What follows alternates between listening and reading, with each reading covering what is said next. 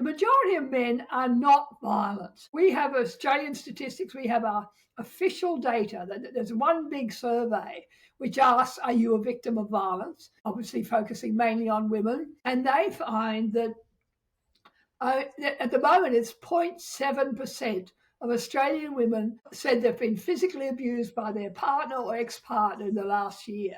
And they never use that statistic. They bury it.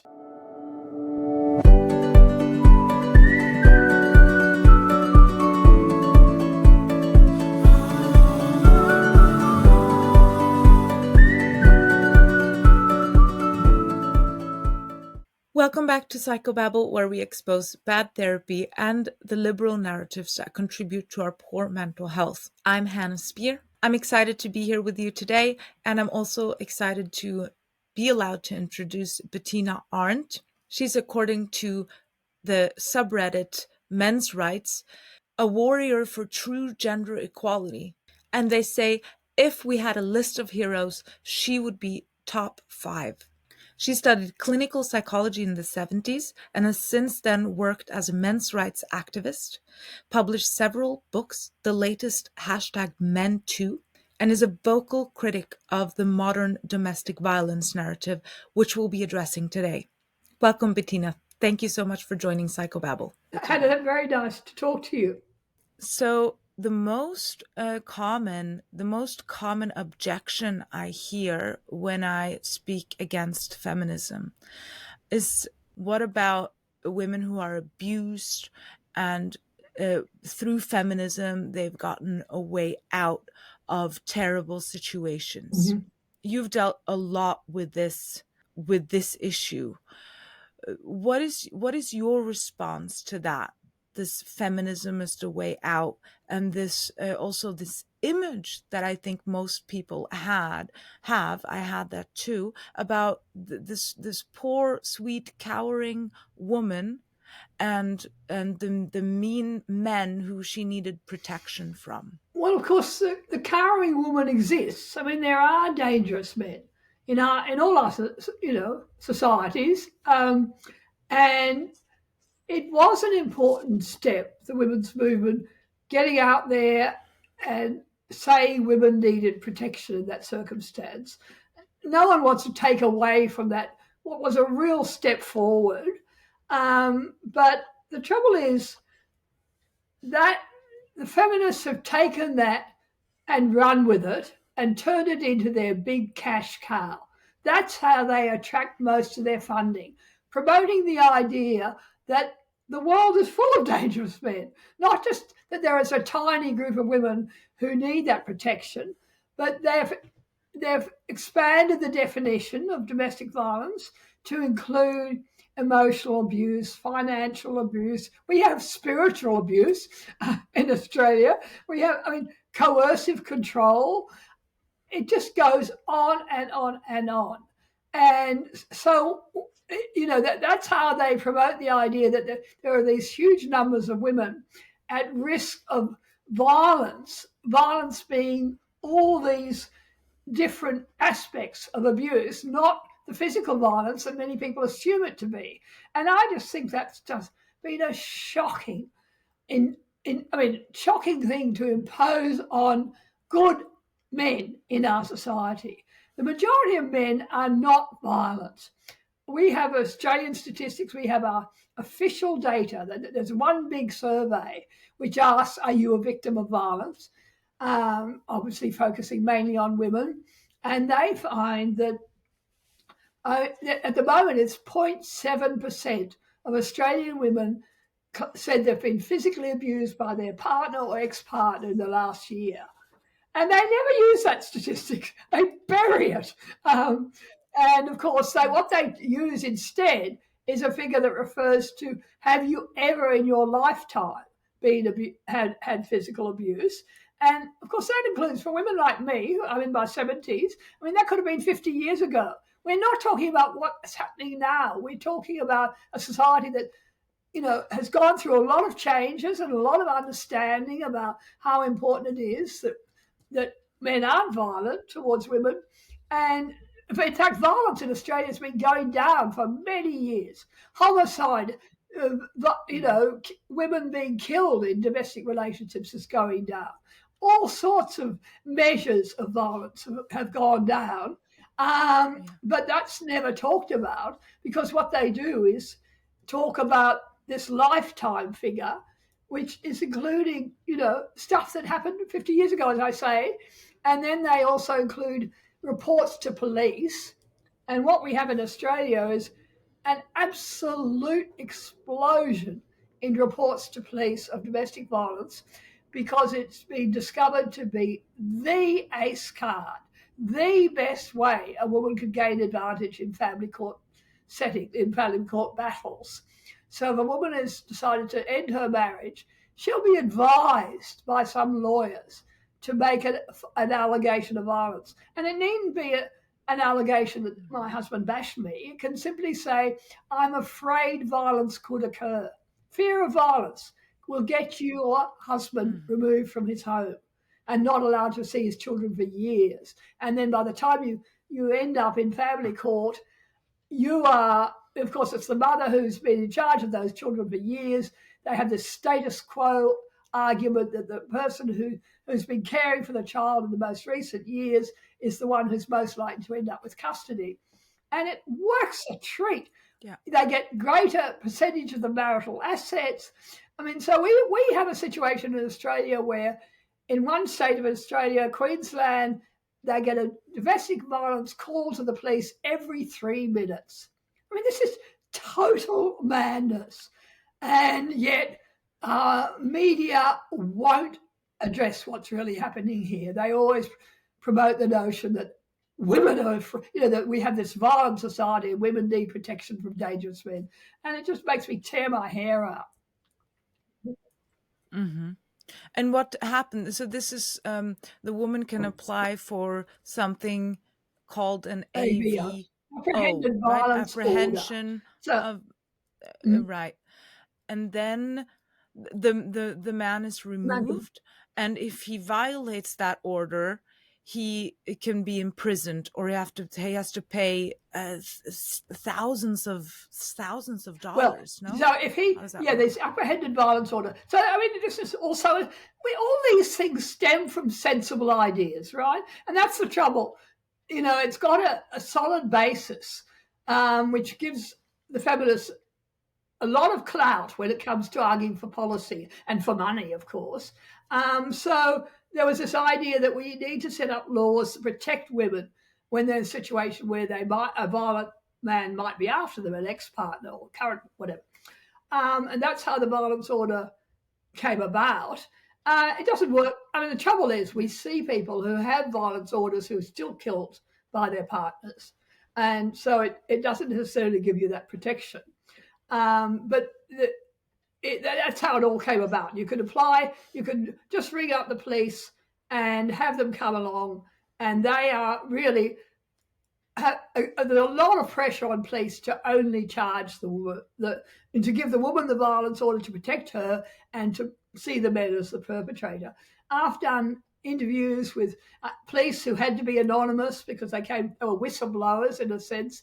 They came to me to say, we really object to having to enforce these unjust laws, to have to go into a home, and even though we might feel, assessing the situation, looking at the evidence, that the woman is the one who probably instigated this, who's perpetuating the violence, they are under enormous pressure not to charge her and to only charge the man.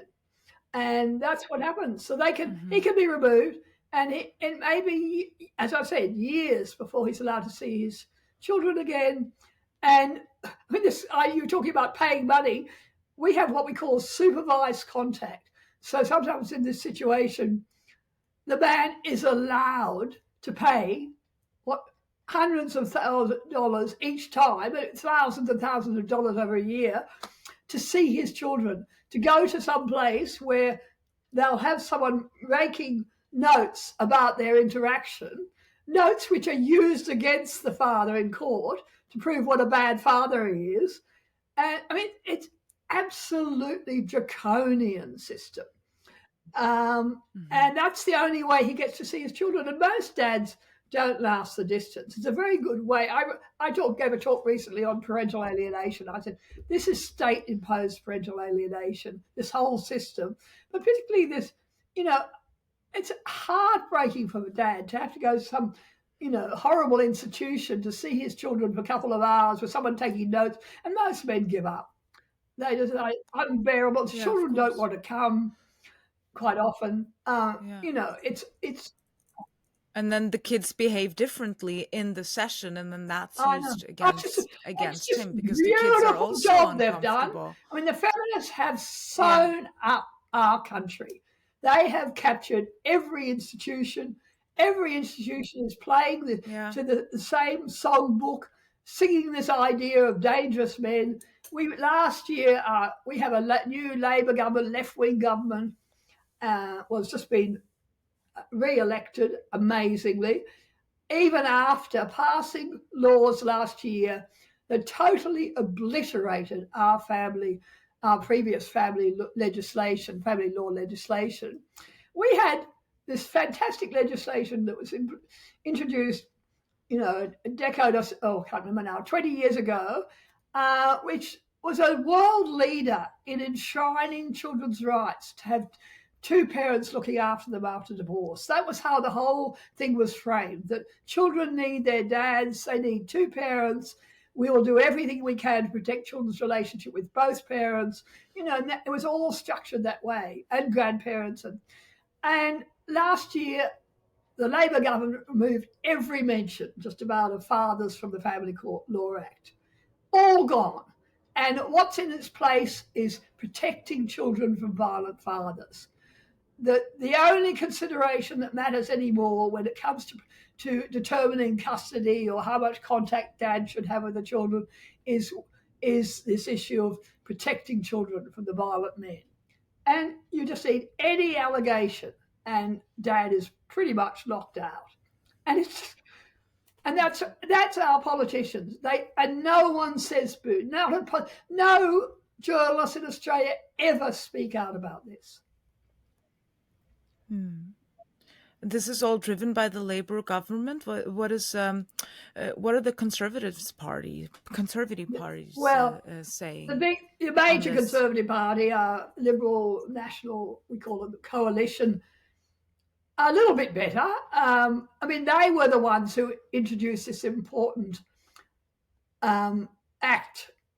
We had a Prime Minister called John Howard, and he was the one who pushed through. It was as far as he dared go towards joint custody. It was, and it included a sort of starting point of a presumption of joint care and joint parental responsibility. And unless it was a rebuttable presumption. So unless there was a good reason, that's where you should start in determining how the children should live. And so that was under this, what was now our current opposition, our Conservative parties, which was just a really important shift in it changed the whole culture. More and more parents, when they didn't end up in court, but just made decisions with lawyers or went along to a mediator, they decided that was where they started. And more people tried to work out ways of sharing care of children, which was extremely important. I know you have a lot of that in Scandinavian countries, don't you? Sensible arrangement. 50-50. Mm-hmm. But what amazes me is that, and I've heard stories, because this is also true for the UK, is it not? Yeah, that you'll have a whole marriage where the woman never feels under threat, and then suddenly the divorce proceeding starts, and these AVOs then suddenly she applies for an AVO, and how is that not then looked at with some scrutiny? There's no scrutiny. It was really tragic, these interviews I did with the police, because they're not allowed to look at the evidence. They're really strongly discouraged from even looking at his side of the story. So he can say, I wasn't even there on that day. And the police don't look at that evidence. And the magistrates, this is the magistrates Right. and the sort of lower level judges who make the decision about the ABO in a court situation, they don't look at the evidence either. They just rubber. They have piles of these cases. day after day after day. Mm-hmm. And the magistrates have been surveyed, and they say we know it's being used to gain advantage in family court matters. And they know it's going on. Everybody knows this is going on. I know it's And they going on. know the evidence is never properly examined. It gets examined a bit when you get to the family court, but by then it's too late. The relationship between the Yeah, parties and the I've children is heard from destroyed. it's just it's so I mean yeah, I've heard from, this is out of the UK, stories from men where the police will then come in the middle of the night because the wife is called from a different apartment because they're then separated by that time, the divorce proceedings going on, and the police come, everyone's asleep, kids are asleep, husband's asleep, but they still have to write it up, and so all that shows in the end is that the police had to come. Yeah. But the state of the matter, the actual situation, what they found, isn't logged for some reason. Yeah. And that, just when I heard that, I just realized this is a much bigger problem than what we're aware I mean, it's of. very frightening. Who are the drivers It's behind so this? frightening what's happening in Australia. I did an interview last week or 2 weeks ago with a woman who's teaching police about how to handle domestic violence. And she got the job saying she wasn't a feminist. She was not going to teach ideological claptrap on this issue. She was going to teach what the evidence shows. And I'm sure you know, Hannah, that we've had 50 years of research showing domestic violence works both ways, that women are just as likely as men to instigate violence in a relationship. I'm talking about physical violence and emotional violence as well. But I mean, it's just extremely clear. We've had a number of surveys in Australia recently absolutely supporting that in terms of the figures. Anyway, so she goes into this job saying, I want to teach police to look at the evidence, to make a decision about who's the perpetrator. And that's what she's been doing. And she did an interview with me where she said, the police are telling me they see just as many violent women as men. She's been pushed out of her job now as a result of that interview with me. And it's incredible.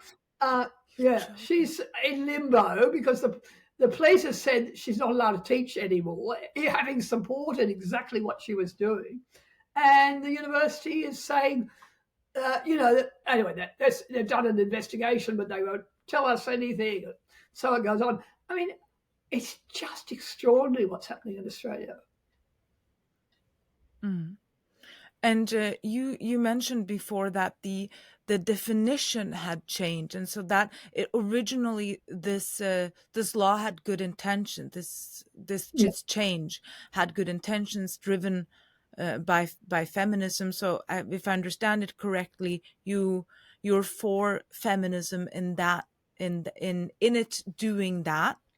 And then the definitions changed. So who drove that, and what happened so that this change was made? There's an interesting woman called Erin Pizzy. Have you heard of her? I don't know whether you can. I wanted to contact her. Yes, tell Pizzy, us about her very quickly, famous, because that was very amazing. famous hero, utter hero Yeah. To the men's movement, I think. Erin was this is back in the 1970s in Britain, and she set up the first refuge. I don't know whether you have refuges. Where a place where women could go to escape violence in their relationship, and they can take their children and so on. I shouldn't say their children. They can take the children of the marriage. Anyway, so she sets up these refuges, and she found that the women, when she first set them up, she was finding a problem because there were violent women coming along. So there weren't just women escaping violence. It was very obvious there were some women who were violent. They were being violent towards their children, violent towards the other women in the refuge. And she started to speak out about this. And Erin has also come from a violent family. Her mother was very violent towards her. So she was on firm ground and saying, this is a two-way problem. It's not only men who are violent. And she started to speak out. She was absolutely demonized by the women's movement then. When her dog was killed, she had death threats and she had to leave Britain. because What? no, the feminists didn't want to hear her saying women are violent too. But they also, what was interesting is by the time they forced her to leave Britain, her refuges were really attracting funding because she'd worked to set up. She was gradually setting up more and more. They were getting people coming along wanting to support them. And the feminists realised this was their cash cow. And Erin has spoken very honestly about this, how she could see they realised this could fund the whole feminist movement. And that's what they did. They pushed her out, they took over the refuges, and domestic violence became the major issue that is funding feminism across the world now. And in Australia, they literally get billions of dollars for domestic violence. We have programs in school teaching boys to be ashamed of being male because they're violent. We have, I mean, it's just for the every day there are new programs, there are new advertising, there's this and that, promoting this message of that we live in a dangerous society and women need to be afraid. And the best example I have was during COVID. It was just a couple of days after the pandemic was announced that the feminists were out there saying women are going to be locked up with these dangerous men. I Money, remember that. Here to yes, beware of domestic violence. Yes, this puts women it was at risk. They were doing this across the world. Australia of course, they did really well, and even by the end of 2020, the data was coming in. There was in fact, domestic violence went down in Australia. If you look at all the official data, but by then they had 150% increase in their domestic violence funding that year because of this what utter scam using COVID to attract more funding. And later, when the official data came out, they went out and conducted their own surveys of the domestic violence workers, because to say, did domestic violence go up? Oh, yes, it did. Oh, here's our new. It's just incredible. No they way. captured all the media attention. Oh, domestic violence went up enormously. Because that is the picture we have from movies and TV. You just this very innocent, sweet woman who's just a victim of her husband's violence. But in your writings, you paint a different picture of these situations where domestic violence occur. Can you say something about that and how that's supported in research? Well, there was a big meta-analysis done in America called the Partner State of Knowledge, PASK, P-A-S-K, I can't remember, Partner State of Knowledge Study, I think it's called. 1,700 peer-reviewed studies were included there. They had participants, academics from all around, not only America, but other countries as well, analysing this data.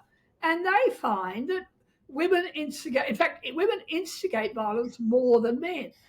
We always see the hilarious in comedy routines. You'll have the woman slapping the man across the face, and the audience roars with laughter. Yes. This is not domestic violence, but often that throwing something at him, pummeling his chest, that sort of stuff that is presented as a great joke, of course, can be enough to trigger two-way violence, and the man might respond. There's actually interesting data showing that is one of the best indicators of whether a woman ends up being injured in domestic violence, is whether she instigates violence. And we should be out there teaching women to, my watch thinks I've had a fall.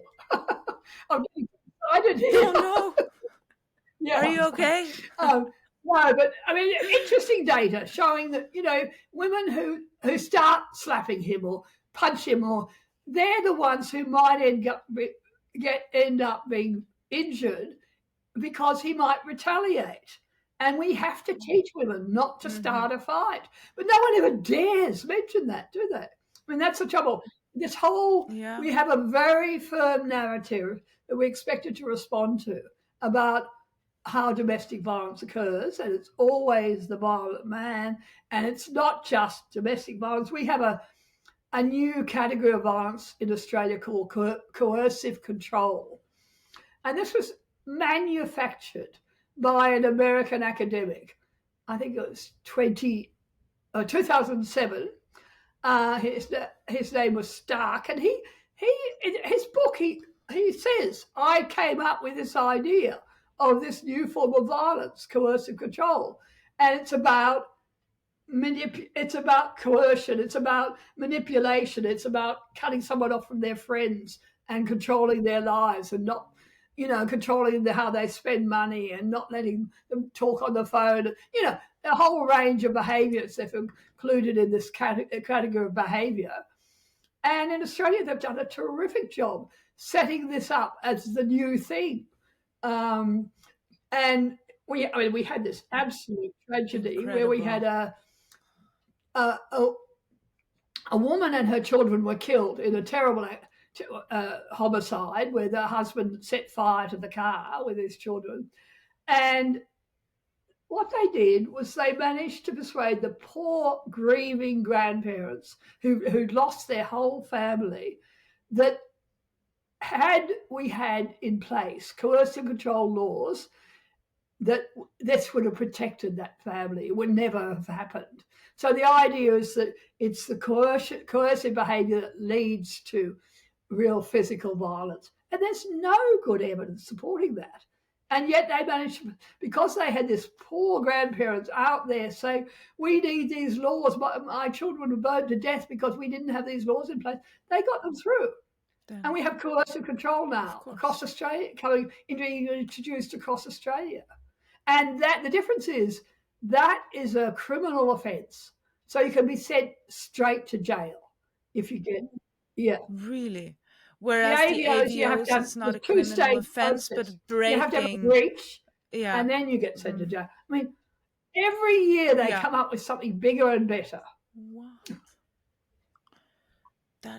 That's insane. One thing that stuck out to me, since we're talking about this men on female on male violence, was what you wrote about the young people and domestic violence study, where they found that 23% of young Australians aged 12 to 20 had witnessed physical violence by their father or stepfather against their mother or stepmother, and nearly the same, so 22%, had seen their mother or stepmother being physical towards their father or stepfather.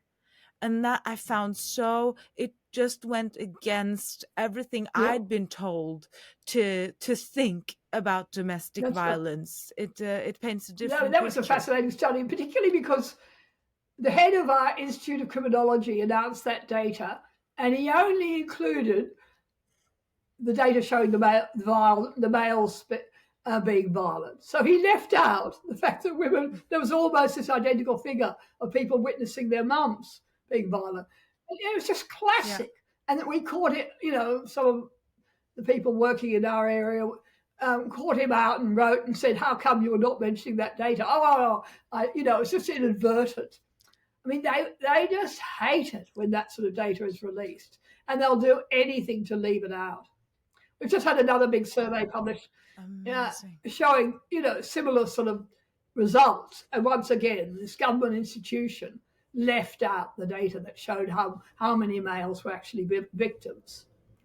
Crazy. And has any of these, because you've been working as an activist campaigning against this for so long now, have you had a feeling anything has worked?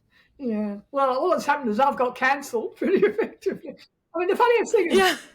but that's a sign that you're doing something right. The funniest thing was, a few years ago, the government, the federal government, gave me an honour for my work for men, for promoting gender equity through advocacy for men. And the feminists just took me out. Within hours of the award being announced, they doctored all my videos, and they took 1 minute for one video and they had all this stuff, and they got two attorney general, the chief lawmaker for each state, to condemn me and to say my award must be rescinded. They got the Australian Senate to condemn me. I mean, it was very flattering in a way because it was a sign that I was Yeah. really getting annoying them, wasn't it? And a sure sign that I was, over the target. But they did a lot of damage. It was very, Amazing. very upsetting at the time. Yeah. I'm Yeah, sorry. but yeah, so that was one of my great achievements. But being cancelled, but no, we have tiny wins here and there. We do, we do manage to get things corrected on official government, reports and so on. I've got a whole team. I have what I call the Arndt Army, people who volunteer to help me. I have researchers and I have analysts and of all sorts who are out there correcting the record. And we often, on my blogs, often include draft letters to be sent to this person or that person. We complain a lot, and occasionally, something happens as a result of it. But no question, the grip of feminism on this country is very strong at the moment.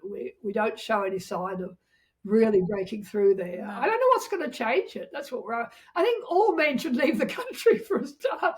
Men in Australia are so vulnerable. And where I live in New South Wales, 42% of prisoners are on remand. That means they're in prison not having had a trial. They're in there, they're locked up without a trial. And most of them are domestic violence allegations that have never been properly examined. Now, that's really frightening. Yeah. I didn't know that. That is really frightening. That's okay. But I mean, what really frightens me, having been a journalist most of my life, where are my colleagues? The fact that they won't talk about this at all is just frightening. I mean, last year we put together a conference on restoring the presumption of innocence. And we had people. I mean, we had the only one of the few people in Australia who managed to get the woman who falsely accused a man so that we got the woman. He got the woman sent to prison, and that family spoke at the conference. We had one of the big Me Too cases. A famous actor and singer called Craig McLachlan, who was falsely accused and exonerated in court. His wife spoke. So we had lawyers and judges and all sorts of people speaking at that conference. The media didn't touch it. Chris, I've reacted to that as well. So I saw a documentary about immigration in Sweden that concerns me a lot. Norway also has a lot of immigration from Muslim Arab countries, and there's a Muslim woman. She runs a women's shelter for Muslim women, having been victim to domestic violence, and they have to have 3-meter high walls with barbed wire. And she's like, these women, they come in truly battered, and she's worried for them, and the men come after them, and because they're fresh immigrants, and there's no media no one cares, nobody cares about these, and these I would say are real victims of female victims. And I'm always again and again surprised at how little feminist support they receive. No, they're just a very blinkered view. We have our own immigration issues where you could get permanent residency in Australia by claiming to be a victim of domestic violence, but only after 2 years. We've had some cases where, almost on the day of the 2 year, when the 2 year period came up, then all of a sudden she's down at the police bank alleging domestic violence. I mean, it's such and our lawyers advertise. Are you a victim of domestic violence? You can come to us and we will help you. This is ambulance chasers, domestic violence chasers. Of course they do.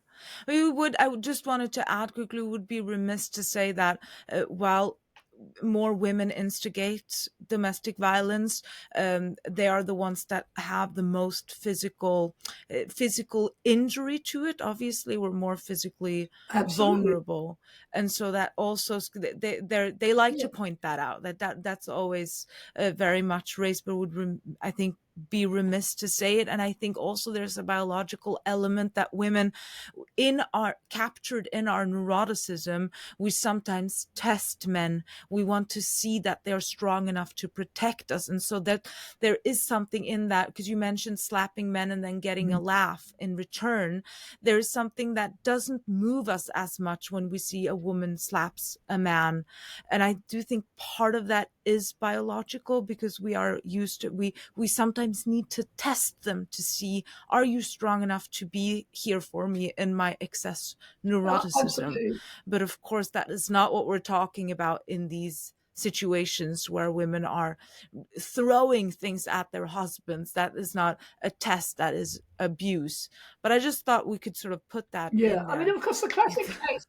What do Sorry, you think? I mean, the Johnny Depp, Amber Heard, I assume which was actually extraordinary because it showed around the world. I mean, this was a very coercive woman who was doing all the all the boxes you tick for coercive control that were there. She belittled him. She followed him from room to room, having a go at him. It was all on tape. It really showed up that, he was pretty violent in some areas as well. I mean, not physically violent at all, but they had a very volatile relationship, clearly. But she was right in there.